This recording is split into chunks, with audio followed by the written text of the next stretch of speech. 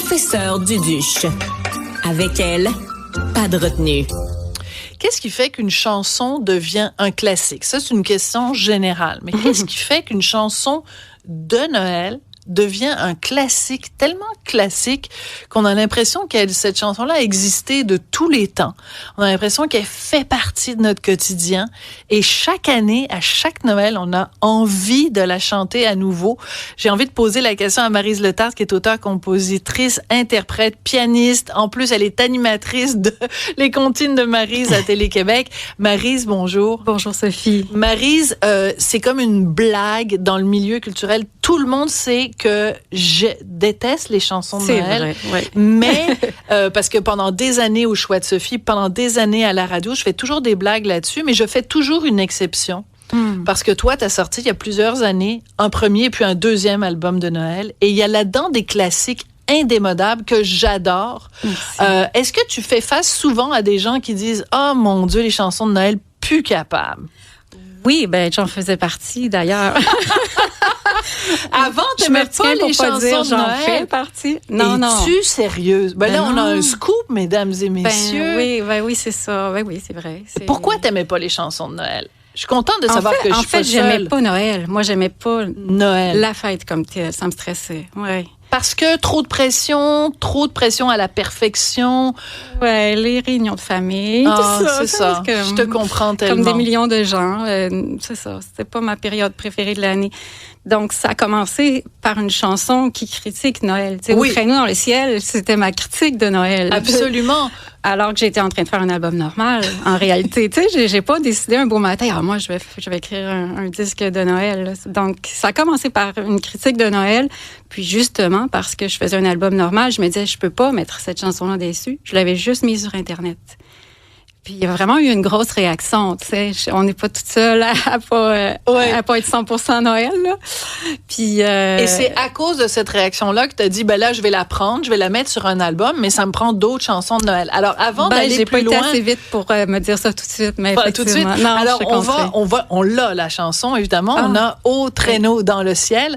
On va écouter ça ensemble, en se recueillant, puis en commençant à se mettre quand même dans l'esprit des fêtes. Qu'est-ce que Noël a fait de nous? Il nous a tous mis à genoux. Au traîneau dans le ciel. N'oublie pas l'essentiel. Au traîneau dans le ciel.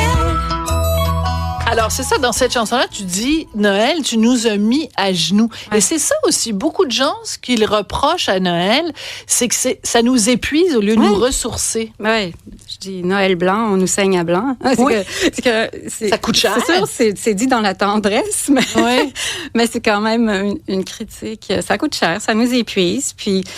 Tu vois, souvent dans mes spectacles, je dis aux gens, tu sais, moi, je rêvais en faisant cet album-là qu'au lieu qu'on s'épuise à chercher des cadeaux, on soit des cadeaux les uns pour les autres, au lieu d'arriver à Noël puis de pas être un cadeau. Tu sais. Mais c'est malheureusement un vœu pieux. Je veux dire, en bout de ligne, on tombe dans le piège à chaque année. Et donc, il était jamais qu'il était question pour moi de faire un disque de Noël. C'est ça. Après avoir composé une chanson sur l'hiver, à mon souvenir, c'était Ange de neige. Puis c'est là que j'ai eu l'idée de faire un album concept. Tu sais, je me disais, ça serait un beau défi de faire que des chansons sur les fêtes de fin d'année et sur l'hiver. Des pas dans l'année. Puis là, c'est là que c'est ça, en bout de ligne, au bout de l'année. Hein. Moi, je suis arrivée la broue dans le toupette au Noël suivant, mais à cause de mon album. Alors, c'est absolument hallucinant parce que, mais je peux raconter plein de succès sur cet album-là de Noël.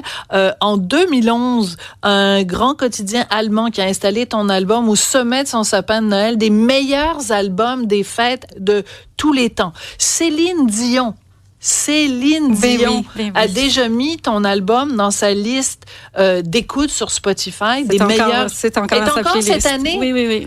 Est-ce que tu l'as rencontrée, Céline? Ben non, jamais. Toi? Oui, 7 fois pour le magazine 7 jours. Oui, très sérieux. Oui, j'ai fait 7 entrevues avec Céline au fil des ans. Donc, si tu veux, une 8e fois, je pourrais l'interviewer puis lui parler de ton album de Noël. Mais ce que ça veut dire, c'est que quand Céline Dion dit aux gens de Spotify, ma liste de Noël, il y a du Maryse Le Tart, c'est bon pour toi. Ben là, c'est incroyable, c'est surréel pour moi, là.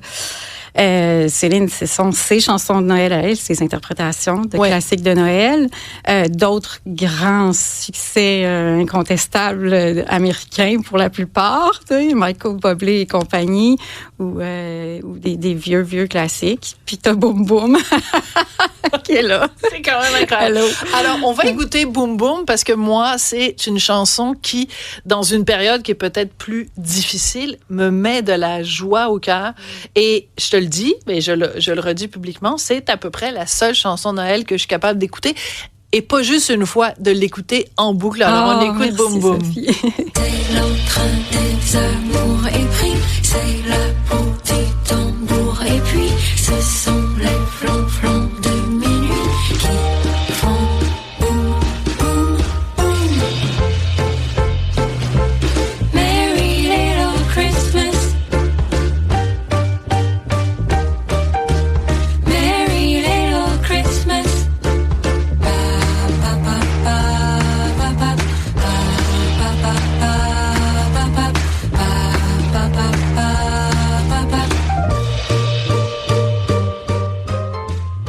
Une école en Espagne qui fait chanter Boom Boom aux enfants pour leur apprendre le français. Oui, madame. C'est fou. Ça doit te toucher beaucoup parce que tu aimes les enfants. Et de savoir ça, ça a dû te toucher énormément. C'est un lycée, c'est des adolescents. Ils chantent la Boom Boom en français, parce qu'il y a 2 versions de Boom Boom, mais celle en français, avec leur accent espagnol. C'est incroyable, c'est touchant. Boom, boom, c'est trop charmant. Et donc, un succès planétaire. Parle-moi du Japon, parce qu'en fait, il pourrait y avoir une histoire autour de tes albums de Noël dans chaque pays, à peu près en Europe, en Asie. Oui, ben c'est que l'album Départ dans la neige a été mis en marché sur vraiment plusieurs territoires. Oui. En Asie, oui, puis en Allemagne, en Autriche, en Suisse, aux États-Unis. Au Japon, c'est que sur un blog, il y a quelqu'un qui faisait un accord recette et chansons de Noël. Ça, c'est une anecdote. Mais non, mais c'est drôle quand même. Oui, vraiment. Watashima, tabashimasa. Le livret a été traduit. Traduit en japonais, c'est drôle. Oui. Puis en mandarin pour le Taïwan. C'est un label taïwanais qui a sorti, Aurora, qui a sorti ça sur le territoire asiatique. Il y a un DJ allemand qui a mis Boom Boom sur une de ses compilations qui, elle, a fait le tour du monde aussi. Fait que, grâce aujourd'hui là, aux outils comme Shazam, la semaine dernière à Haïti, j'avais fait Shazam. Ils sont pas en guerre civile. Attends, écoute Boom Boom. Là, moi, je savais pas ça. Quand quelqu'un fait Shazam, donc Shazam, c'est ce qui nous permet, on prend ça, il y a une chanson qui joue, quelqu'un fait Shazam, et puis là, ça permet d'identifier la chanson. Oui. Toi, tu le sais que les gens ont fait des demandes Shazam? On a un rapport à chaque semaine. Ben oui. Fait que moi, je peux voir mes chansons jouer partout. Ben, mes chansons de Noël, là, jouer partout dans le monde. C'est très drôle. C'est incroyable. Il y a quelqu'un quelque part en Haïti, en pleine guerre civile, ou en tout cas avec toutes sortes de problèmes. Mais en même temps, c'est charmant, Maryse, parce que ça signifie, c'est encore une fois le pouvoir fabuleux de la musique, le pouvoir fabuleux de la chanson, d'aller toucher le cœur des gens. Puis c'est pas quétaine de dire ça, c'est vrai. Oui. Ben oui, bien sûr.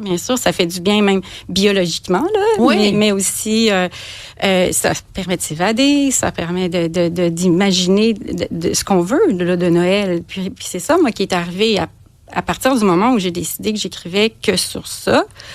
Au lieu de continuer à critiquer Noël, je me suis comme créé mon Noël. Fait que je pense que c'est pour ça que ça rejoint autant de gens qui ont des émotions mixtes là, par rapport à la fête. Tu sais, c'est comme un Noël magnifié. Là. Oui, puis c'est un Noël aussi sur mesure, c'est-à-dire qu'on le bâtit nous-mêmes. C'est un Noël Ikea. On prend...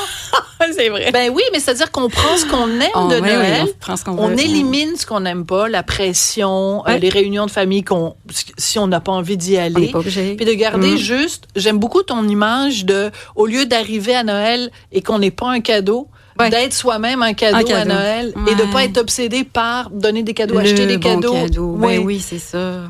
Parce que c'est sûr que le geste de donner, d'offrir, c'est extraordinaire. Je veux dire, c'est merveilleux. Mais c'est le shopping, la pression, on s'en met trop ses épaules, puis on confond le symbole de notre amour avec les cadeaux. Tu sais, on dirait que plus on aime quelqu'un ou au contraire, plus la relation est pas au niveau où on voudrait. Tu sais, en tout cas, on mêle tout ça. C'est pour ça qu'on arrive avec des sentiments très confus, mélangés. Mais je pense que c'est ça aussi. Mesclun de sentiments. Mesclun, écoute donc, l'amour Ikea, puis mesclun de sentiments. On est dans les images, mais je pense que c'est ça qui a touché sûrement les gens, outre le fait que la musique est absolument splendide. Hein, c'est ça aussi, puis c'est ta voix, puis c'est tout ça, c'est un ensemble de toutes ces choses-là. Mais ça fait en sorte que de Tokyo à Berlin, en passant par Longueuil et Chibougamau, que les gens ont été touchés par tes chansons et qu'elles durent, parce que ça fait combien d'années qu'il est sorti ton album? Depuis 2008. Donc. Et ça fait 16 ans que tu roules avec des chansons de Noël. Il nous reste un tout petit peu de temps. Est-ce qu'on gagne notre vie en faisant des chansons de Noël? Oui. Okay. Mais vous continuez à travailler, là. Non, mais c'est bien, parce que pour une fille qui n'aimait pas Noël, merci beaucoup, Maryse Letarte. Ça a été vraiment un immense plaisir. J'aimerais profiter de ces dernières secondes pour remercier une équipe formidable qui m'a accompagnée pendant toute l'année. Marianne Bessette, qui a fait un travail fabuleux à la recherche. Hugo Veilleux, qui est venu se joindre à nous il y a quelques temps. André-Sylvain Latour, à la rédaction en chef. Jean-Philippe Leroux, toujours fidèle au poste. Merci beaucoup, Jean-Philippe, qui est nos yeux et nos oreilles en régie. Merci à vous d'avoir été là. On se voit en janvier 2020.